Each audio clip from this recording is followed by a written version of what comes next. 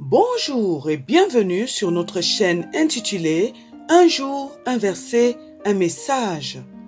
Notre passage de ce jour est tiré du livre de Jacques chapitre 2, verset 8.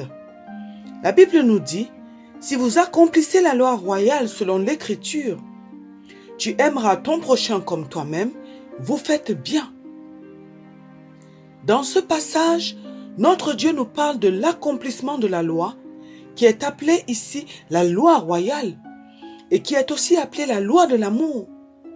Le Seigneur nous dit que si nous accomplissons cette loi royale, nous faisons bien, nous faisons ce qui est bien.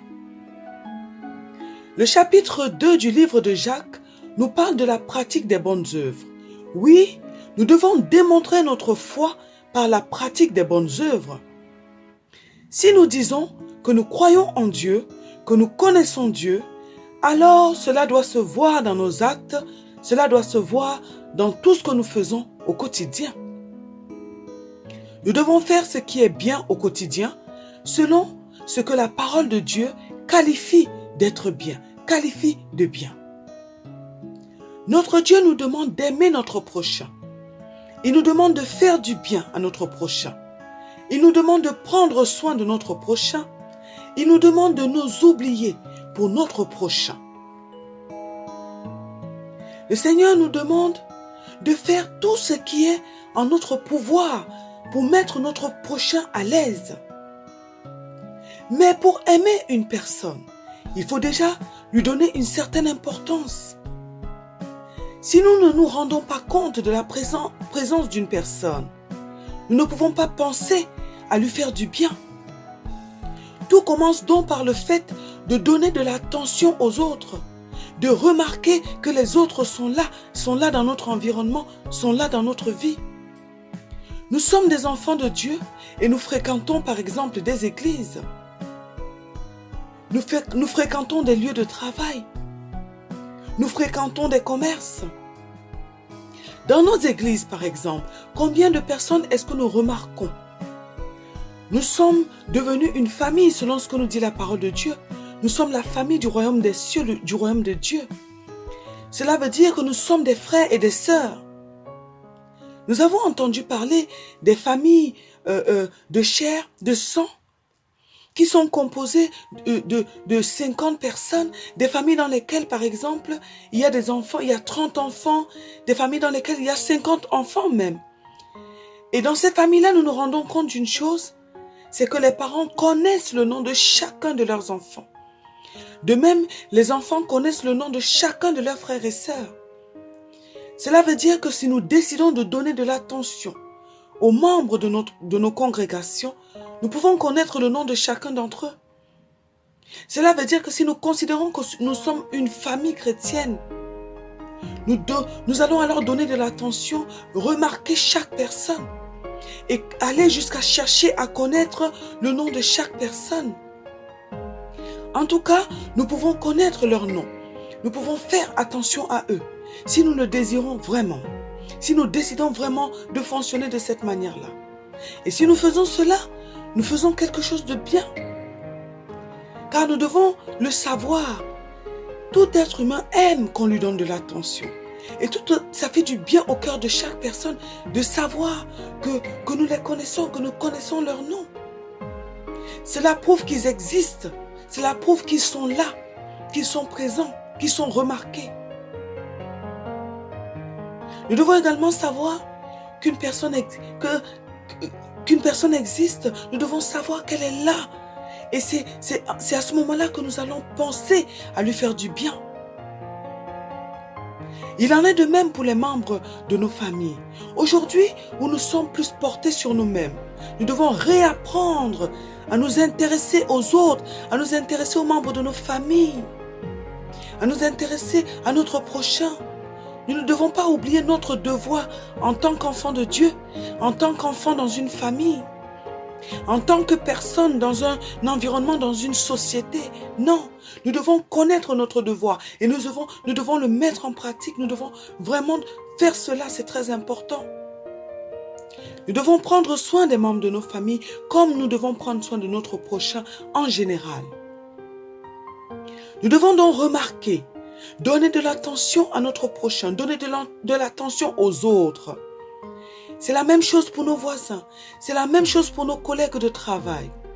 Nous devons nous intéresser aux autres, pas pour connaître leur vie, pas pour nous insérer dans leurs affaires de manière indélicate, non, mais afin de connaître leurs besoins et afin de venir à leur secours, afin de leur faire du bien, afin de les aimer, afin de prendre soin d'eux. Mais afin de savoir qu'ils sont là, qu'ils font partie de notre environnement.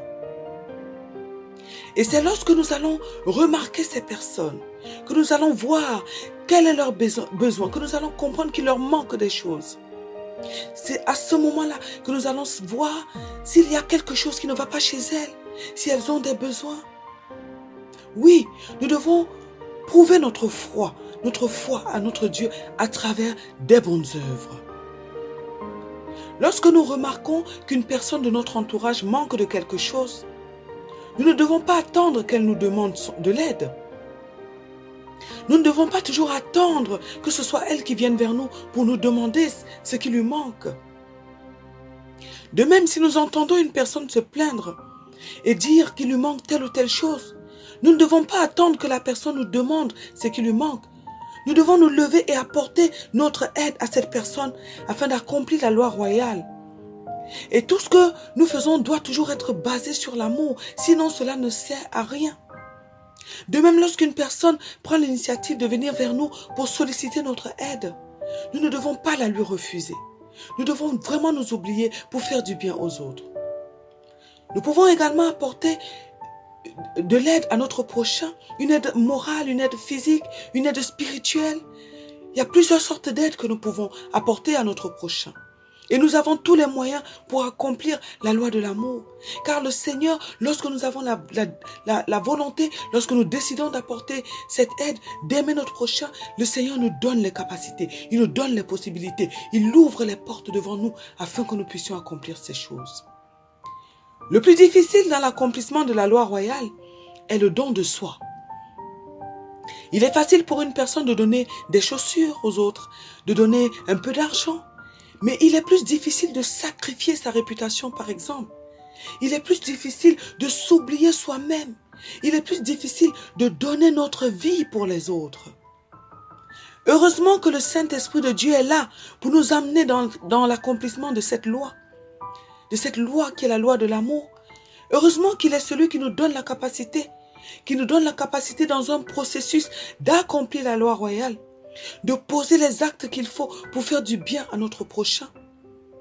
Lorsque nous avons une relation avec le Saint-Esprit, il va nous donner des directives, il va nous conduire, il va nous faire grandir, il va nous amener à être transformés, afin que nous puissions comprendre la loi de l'amour, afin que nous puissions comprendre ce qu'est l'amour, et afin que nous puissions vraiment accomplir cette loi. C'est vraiment merveilleux ce que le Saint-Esprit fait en nous et dans nos vies.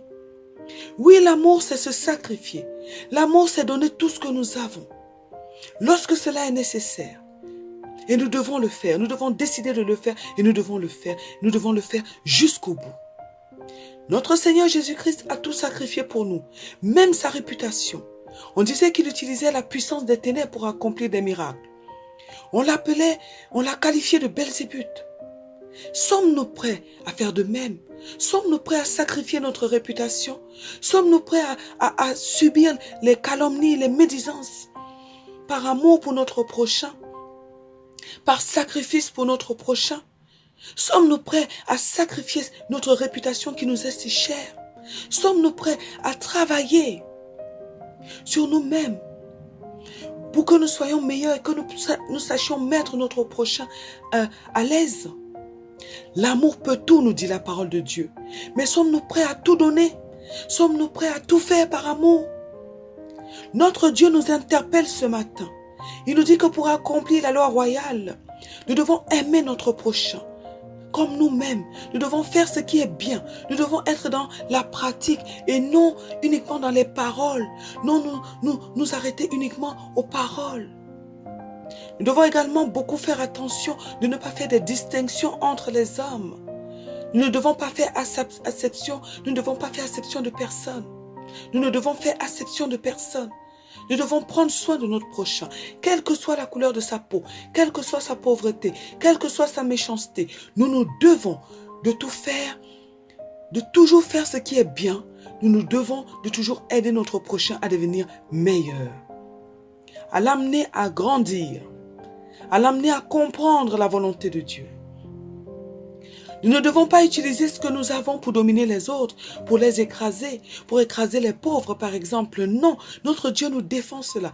L'amour a compassion des autres. L'amour ressent la douleur des autres. Il ressent leur peine et il nous pousse à aller à leur secours, à venir à leur secours. Nous devons donc beaucoup travailler sur l'état de nos cœurs. Nous devons demander à Dieu de nous donner des cœurs pleins de compassion, des cœurs pleins d'amour pour notre prochain, car tout part de notre cœur. Après que nous ayons donné de l'attention aux autres, après que nous ayons remarqué ce qui ne va pas chez eux, c'est notre cœur qui va être touché. Et c'est notre cœur qui va nous amener à les secourir. Le cœur joue un rôle tellement grand devant Dieu. Et le Seigneur nous demande de garder nos cœurs plus que tout, car de nos cœurs viennent les sources de la vie. Oui, si nos cœurs sont conservés purs par la parole de Dieu et à travers notre relation avec le Seigneur, notre relation avec le Saint-Esprit, nous allons avoir des cœurs disposés, des cœurs qui seront sensibles aux douleurs des autres, comme notre Seigneur, comme le cœur de notre Seigneur Jésus-Christ. La Bible nous dit que notre Seigneur Jésus-Christ avait compassion des malheureux et c'est ce qui permettait qu'il leur vienne en aide. Oui, l'état de nos cœurs compte énormément. Nous ne devons pas avoir des cœurs égoïstes, des cœurs envieux, des cœurs corrompus par le mal. Non, nous devons avoir des cœurs purs, des cœurs pleins de sensibilité pour les autres. Si nous obéissons à ces recommandations que notre Dieu nous donne, nous serons des enfants bien-aimés de notre Père et nous serons bénis en abondance. Même le cœur de nos ennemis sera transformé par Dieu en notre faveur. Oui, la Bible nous dit que l'obéissance vaut mieux que le sacrifice. Nous devons donc prendre conscience ce matin, ce jour, de l'importance de la mise en pratique de la loi royale, de la loi de l'amour. En effet, c'est primordial pour nos vies. Beaucoup d'entre nous, nous passons des heures, des mois à demander des choses à notre Dieu. Nous faisons des offrandes, nous faisons des dons. Nous jeûnons, nous passons des heures devant le trône de Dieu. Mais nous n'obtenons pas notre exaucement parce que nous n'obéissons pas à la loi royale, parce que nous n'obéissons pas à la loi de l'amour, parce que nous n'aimons pas notre prochain comme nous-mêmes, parce que nous ne nous sacrifions pas pour notre prochain, parce que nous ne donnons pas nos vies pour notre prochain. L'obéissance à la loi royale, sa mise en pratique est la clé qui nous ouvre toutes les portes de la bénédiction. Lorsque nous faisons du bien à notre prochain, nous sommes protégés. Lorsque nous faisons du bien à notre prochain, les portes qui sont fermées devant nous s'ouvrent automatiquement. Car ce bien que nous faisons nous revient systématiquement. Lorsque nous lui faisons du bien, la faveur de Dieu est sur notre vie parce que nous obéissons à notre Dieu, parce que nous faisons ce qui lui est agréable, nous faisons ce qui est bien devant lui. Lorsque nous faisons du bien à notre prochain, nous ne manquons de rien parce que Dieu passera par une autre personne pour nous donner ce qui nous manque. Oui, nous devons donc travailler tous les jours afin d'aimer ardemment notre prochain. Cela est primordial. Aimer notre prochain, c'est aimer Dieu, car Dieu vit en notre prochain et c'est Dieu qui l'a créé. Notre Seigneur Jésus-Christ nous disait que si nous n'avons pas fait du bien aux orphelins, aux nécessiteux, c'est à lui que nous n'avons pas fait ce bien-là. Oui, tout ce que nous faisons de bien à notre prochain, c'est à Dieu que nous le faisons et c'est aussi valable que le mal que nous faisons à notre prochain. C'est également à Dieu que nous le faisons. Alors, décidons aujourd'hui d'obéir et de pratiquer la loi royale, la loi de l'amour. Décidons de méditer là-dessus tous les jours de notre vie. La question de l'amour est tellement importante que nous devons nous pencher dessus tous les jours de notre vie. Nous devons nous remettre en question tous les jours en examinant notre comportement, en nous demandant si nous obéissons vraiment à cette loi. Demandons-nous tous les jours si nous avons fait du bien à une personne.